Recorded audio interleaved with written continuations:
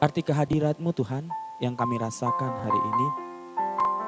Penyertaan-Mu sungguh sempurna bagi kami dan membawa kami untuk kami menikmati segala berkat-Mu secara khusus Tuhan. Di malam hari ini, Engkau akan memberkati kami melalui kebenaran firman-Mu yang sebentar yang akan kami baca dan kami renungkan. Firman-Mu itu adalah firman yang manis kami rasakan. Firman-Mu itu keras untuk menegur kami. Firman-Mu itu yang memimpin kami, membawa kami untuk lebih baik lagi Tuhan. Hati kami, pikiran kami siap untuk dibentuk oleh kebenaran firman-Mu. Dan hamba-Mu yang menyampaikan, Tuhan berkati, Tuhan pakai hamba, biar perkataan yang sampaikan adalah perkataan daripada Tuhan sendiri. Di dalam nama Tuhan Yesus Kristus kami berdoa. Amin. Ya, selamat malam bagi kita semua. Sehat?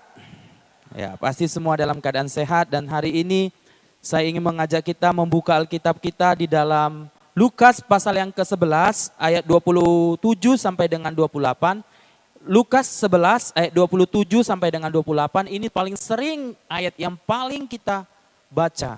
Saya akan membacakannya bagi kita semua. Siapa yang berbahagia?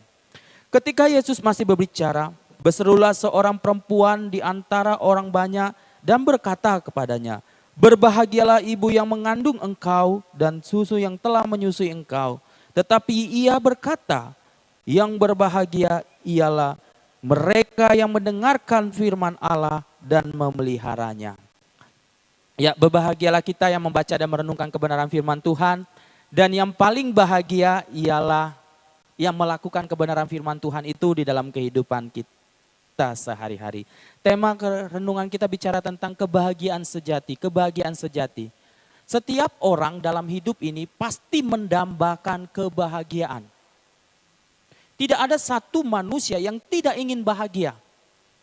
Baik itu anak-anak, dewasa, orang tua, semua pasti rindu mengalami kebahagiaan.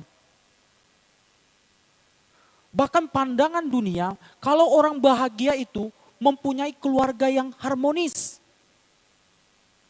Anak-anaknya taat pada orang tua, tidak bertengkar satu sama lain. Bahkan orang dunia juga memandang kalau orang bahagia itu mempunyai ekonomi yang bagus. Di mana punya mobil, minimal punya kereta. Bahkan banyak uang investasi di mana-mana. Bahkan juga orang duniawi juga memandang orang bahagia itu adalah orang yang mempunyai kenyamanan hidup. Tidak diganggu oleh siapapun. Inilah pandangan-pandangan dunia bahwa kebahagiaan itu diukur dari ekonomi, dari keluarga, keamanan. Tapi apa kata firman Tuhan? Bagaimana orang yang paling bahagia dalam hidupnya? Kalau kita lihat teks ini, bagaimana seorang ibu datang kepada Yesus. Betapa bahagianya seorang ibu yang telah melahirkan engkau. Secara manusiawi pasti bisa dong ibu ini memuji ibunya. Secara pandangan duniawi. Tapi apa yang dikatakan Tuhan Yesus? Yang paling bahagia bukanlah mempunyai keluarga yang ini itu. Itu salah satunya. Tapi yang paling terpenting kebahagiaan itu bukan terletak pada keadaan, situasi yang kau miliki hari ini. Tapi kata firman Tuhan, orang yang bahagia adalah orang yang hidup dalam firman Tuhan. Kalau dikatakan berbahagialah orang yang mendengarkan.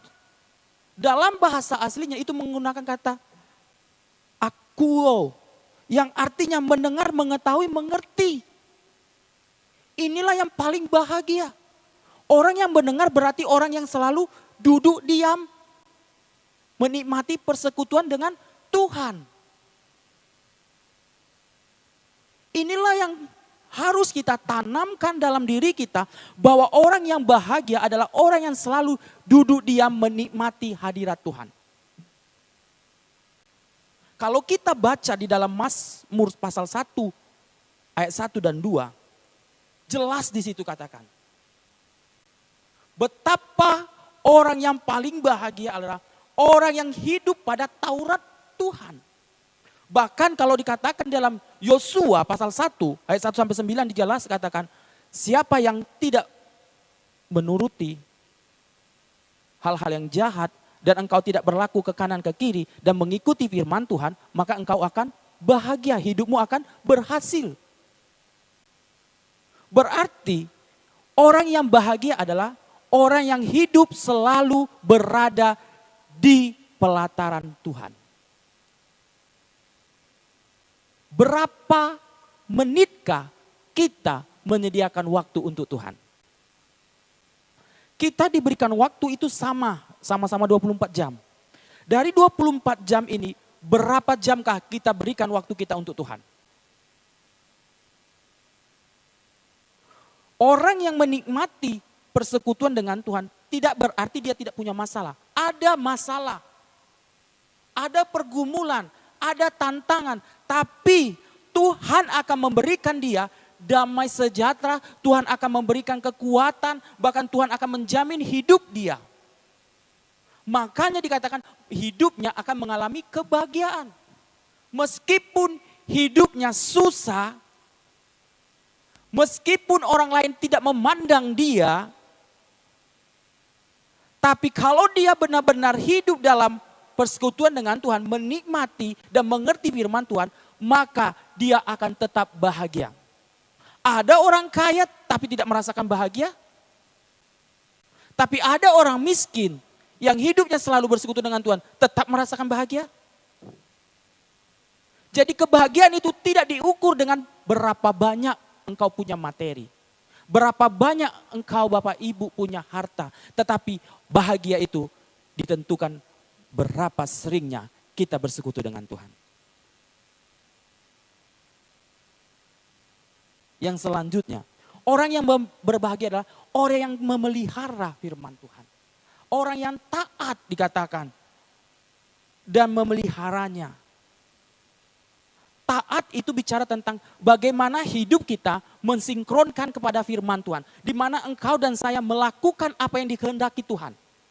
Itulah orang yang bahagia. Sama seperti kalau kisah tentang Lazarus dan orang kaya. Di mana Lazarus adalah orang yang setia dan melakukan kebenaran firman Tuhan. Tapi ketika dia mati, hidupnya di mana? Mengalami kehidupan kekal. Dia mengalami kebahagiaan selamanya karena dia taat pada firman Tuhan. Kalau dikatakan hanya orang-orang taatlah yang akan selalu mengalami janji Tuhan. Makanya orang-orang taat pada firman Tuhan, hidupnya akan selalu mengalami berkat Tuhan. Dimanapun dia berada dan ditempatkan, pasti orang yang taat pada firman Tuhan tetap selalu hidup dalam pemeliharaan Tuhan. Tapi kalau kita dalam hidup ini tidak taat pada firman Tuhan, jangan harap kita akan mengalami berkat yang daripada Tuhan langsung. Kita akan hanya mengalami berkat secara umum. Berkat secara umum bisa menikmati matahari, menikmati udara, tapi kita tidak akan mengalami kebahagiaan sejati di mana kita bisa menikmati kehidupan yang kekalan. Setiap orang pasti akan mengalami kematian. Sesudah kematian, kemana hidup kita? Tapi orang yang taat pada firman Tuhan, dia akan bahagia di dalam kekekalan Allah. Itulah yang harus kita cari. Jangan cari kebahagiaan yang sementara. Iya, kita butuh uang, kita butuh materi, kita butuh keluarga. Tapi kadang-kadang keluarga bisa mengecewakan kita. Sahabat bisa membuat kita sakit hati. Tapi yang tidak pernah membuat kita sakit hati, yaitu Tuhan. Itulah sumber kebahagiaan kita. Dia tidak pernah mengecewakan kita. Oleh sebab itulah, kejarlah kebahagiaan yang sejati, yaitu di dalam Yesus. Oleh sebab itulah, hari-hari ini kita lihat situasi kondisi yang hari ini. Covid makin banyak. Di Pulau Jawa, di Jakarta, Jawa Barat, berapa banyak yang menjadi korban. Oleh sebab itu, kita belajar Tidak ada yang lebih indah selain kita berada di rumah Tuhan. Itulah kebahagiaan yang sempurna. Setiap orang pasti akan mati. Tidak ada manusia yang tidak akan mati. Semuanya pasti. Tapi bagaimana selama kita hidup? Sudahkah kita menikmati persekutuan dengan Tuhan? Amin buat kebenaran firman Tuhan. Mari kita berdoa. Bapa kami dalam kerajaan surga, terima kasih firman-Mu mengajarkan kami untuk kami selalu menikmati hadirat-Mu, memperhatikan kebenaran firman Tuhan, dan ajar kami Tuhan untuk selalu menjadi pelaku-pelaku firman-Mu di dalam kehidupan kami, dan kami boleh merasakan kebahagiaan bersama dengan Tuhan. Kami tahu Tuhan tidak ada kebahagiaan yang sejati di dunia ini, kecuali kebahagiaan yang ada daripada Tuhan sendiri. Di dalam nama Tuhan Yesus Kristus kami berdoa dan bersyukur. Amin.